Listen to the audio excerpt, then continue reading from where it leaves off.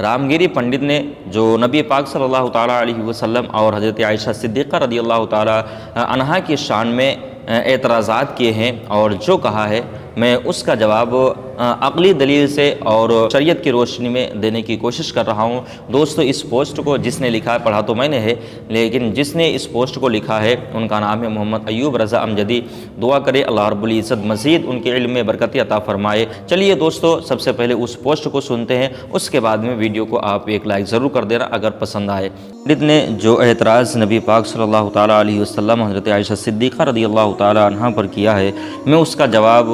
عقلی دلائل کے ساتھ میں اور شریعت کے حساب سے میں دینے کی کوشش کروں گا۔ پیغمبر اسلام حضرت محمد مصطفیٰ صلی اللہ تعالیٰ علیہ وسلم نے ایک کم عمر لڑکی حضرت عائشہ صدیقہ سے نکاح کیا جن کی عمر 6 برس کی تھی، جو سراسر اس بچی پر ظلم تھا۔ یہ رامگیر پنڈت نے الزام لگایا ہے رسول اللہ صلی اللہ تعالیٰ علیہ وسلم پر، جس کے لیے ماحول کافی زیادہ گرم ہے۔ دوستو، اس اعتراض کا میں 2 جواب دینا چاہتا ہوں۔ پہلا جواب شرعی دلائل کی روشنی میں جو کہ اہل ایمان کے لیے کفایت کرے گا، اور دوسرا جواب عقلی دلائل کی روشنی میں جو کہ نان مسلم کے ذہن پر پڑے غبار کو صاف کرے گا۔ اللہ رب العزت توفیق عطا فرمائے سب کو سمجھنے کی۔ شرعی دلائل کی روشنی میں جو پہلا جواب ہے وہ یہ ہے کہ ہمارے نبی صلی اللہ تعالیٰ علیہ وسلم کا ہر کام خدا تبارک و تعالیٰ کی مرضی سے ہوتا ہے، جیسا کہ اس پر قرآن مجید میں آیت کریمہ ہے جس کا ترجمہ یہ ہے، اور وہ کوئی بات اپنی خواہش سے نہیں کرتے، وہ تو نہیں مگر وہی جو انہیں کی جاتی ہے، یعنی جس چیز کو کرنے کا حکم اللہ رب العزت فرماتا ہے وہ کام میرے مصطفیٰ صلی اللہ تعالیٰ علیہ وسلم کرتے ہیں۔ تو یہ آیت کریمہ دلالت کرتی ہے، اور بہت ساری ایسی احادیث ہیں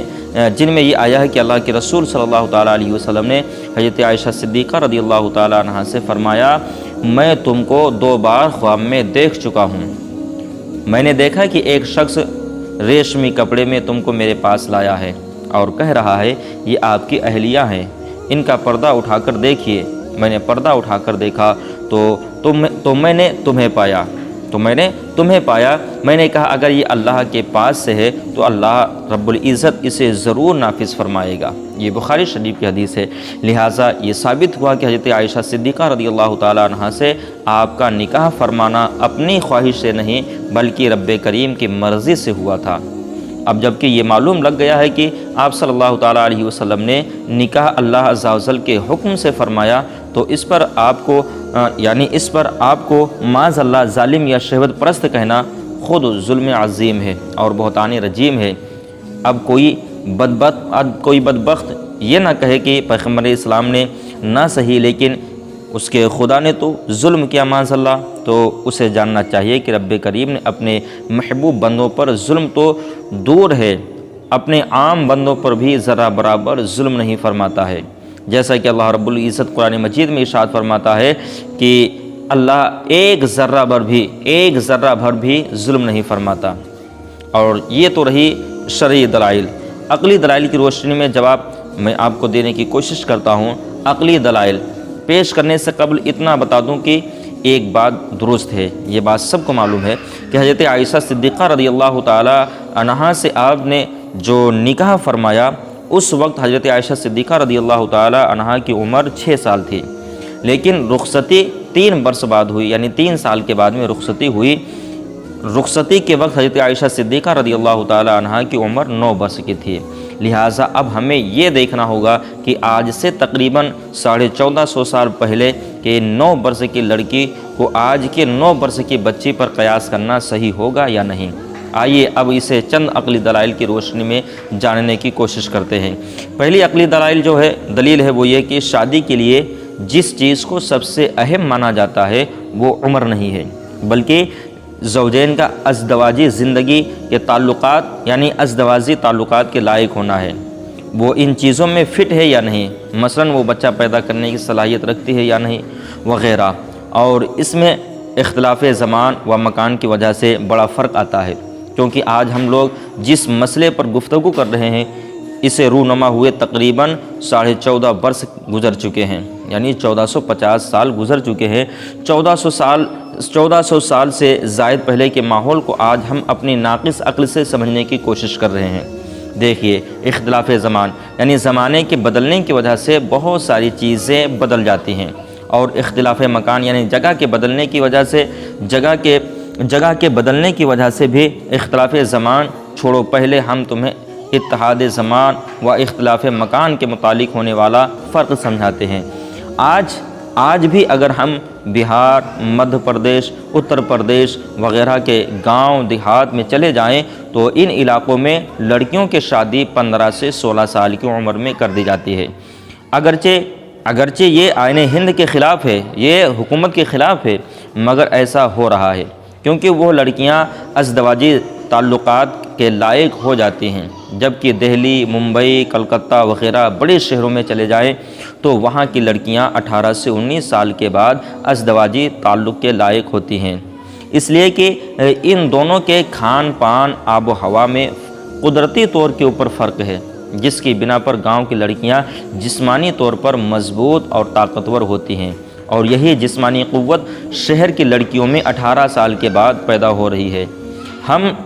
یہ اتحاد زمان و اختلاف مکان یعنی زمانہ ایک اور جگہ مختلف کی بات کر رہے ہیں۔ اب ہم آج سے 100 سال پہلے کے زمانہ اٹھا کر کے دیکھیں تو معلوم لگے گا کہ اس وقت گاؤں ہو یا شہر، یعنی 100 سال پہلے گاؤں ہو یا شہر، 14 سے 15 سال کی عمر میں عمومی طور کے اوپر لڑکیوں کی شادی کر دی جاتی تھی، اور اسے کوئی برا بھی نہیں سمجھتا تھا۔ تو جب 100 سال کی قلیل مدت میں 3 سے 4 سال کا فرق آ سکتا ہے تو آج سے تقریباً 1450 سال قبل مزید کچھ سالوں کا فرق آنا کون سی بڑی بات ہے۔ لہٰذا بات سمجھ میں آ گئی کہ اصل میٹر عمر کا نہیں بلکہ ازدواجی تعلقات قائم کرنے میں فٹ اور ان فٹ ہونے کا ہے۔ نیز دیکھو، پہلے مردوں میں کی منی جو ہوتی تھی اتنی گاڑھی ہوتی تھی کہ اسے موم کی طرح خرچا جا سکتا تھا، مگر اب کسی کی منی میں ایسا گاڑھا پن نہیں پایا جاتا ہے، جو اس بات کی روشن دلیل ہے کہ اختلاف زمان کی وجہ سے نوع انسان میں جسمانی طور پر بہت فرق آیا ہے۔ اور دوسری عقلی دلیل یہ ہے کہ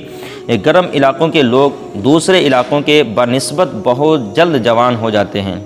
ان کے جسم کی جو طاقت ہوتی ہے اور جو بلیڈنگ کی تیزی ہوتی ہے بہت زیادہ ہوتی ہے، جسے عینی مشاہدہ کرنا ہو تو کبھی راجستھان، یعنی کہ اگر اس کو دیکھنا ہو اگر آپ انڈیا میں ہیں کہ جو گرم علاقے کی لڑکیاں ہیں یا لڑکے ہیں تو وہ کتنی جلدی جوان ہوتے ہیں، تو وہ کبھی راجستھان یا دوسرے گرم علاقوں میں جا کر دیکھ لیں۔ اور یہ بات ہر کس اور ناقص کو معلوم ہے کہ عرب ایک گرم ریگستان علاقہ ہے،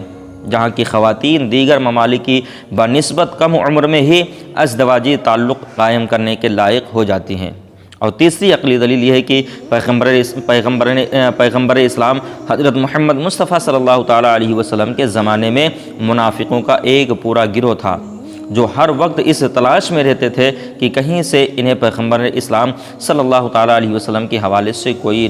نقص مل جائے جسے وہ یسوع بنا کر کے ان کے شان میں بکواس کر سکیں۔ لیکن تمہیں میں بتاؤں، منافقوں کا کوئی ایک قول بھی ایسا پیش نہیں کیا جا سکتا ہے جس میں انہوں نے یہ اعتراض کیا ہو کہ پیغمبر اسلام صلی اللہ تعالیٰ علیہ وسلم نے ایک کم سن لڑکی سے نکاح کر کے اس پر ظلم اور زیادتی کی ہے، جو اس بات کا منہ بولتا ثبوت ہے کہ اس زمانے میں 9 سال کی عمر کی لڑکی ازدواجی تعلق قائم کرنے کی صلاحیت رکھتی تھی۔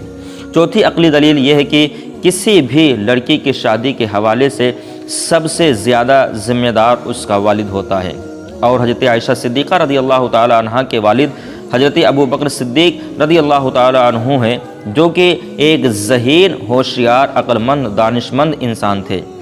جسے کفار مکہ بھی تسلیم کرتے تھے۔ نیز حضرت عائشہ صدیقہ خود ایک ذہین اور عقل مند لڑکی تھیں۔ جب انہوں نے اس نکاح میں کوئی اشکال ظاہر نہ کیا تو آج کے کم ظرف لوگوں کو کیا حق بنتا ہے کہ وہ اس معاملے میں اشکال کریں۔ لہٰذا ان تمام تر شرعی اور عقلی دلائل سے یہ ثابت ہوا کہ اس زمانے کے 9 سال کی لڑکی کو آج کی 9 سال کی لڑکی پر قیاس کرنا محض باطل ہے۔ اس تفصیل کے بعد بھی اگر کسی کو یہ عقیدہ سمجھ نہ آئے تو اسے چاہیے کہ وہ اپنی کم ظرفی پہ ماتم کرے۔ امید قوی ہے کہ اس تحریر سے مسلمانوں کے دل ٹھنڈے اور شر پسندوں کے کلیجے مزید جل اٹھے ہوں گے۔ اللہ رب العزت ناموس رسالت صلی اللہ تعالیٰ علیہ وسلم پہ تمام مسلمانوں کو مر مٹنے کی توفیق عطا فرمائے۔ اور دوستو اس پوسٹ کو جس نے لکھا ہے ان کا نام ہے محمد ایوب رضا امجدی کلکتہ۔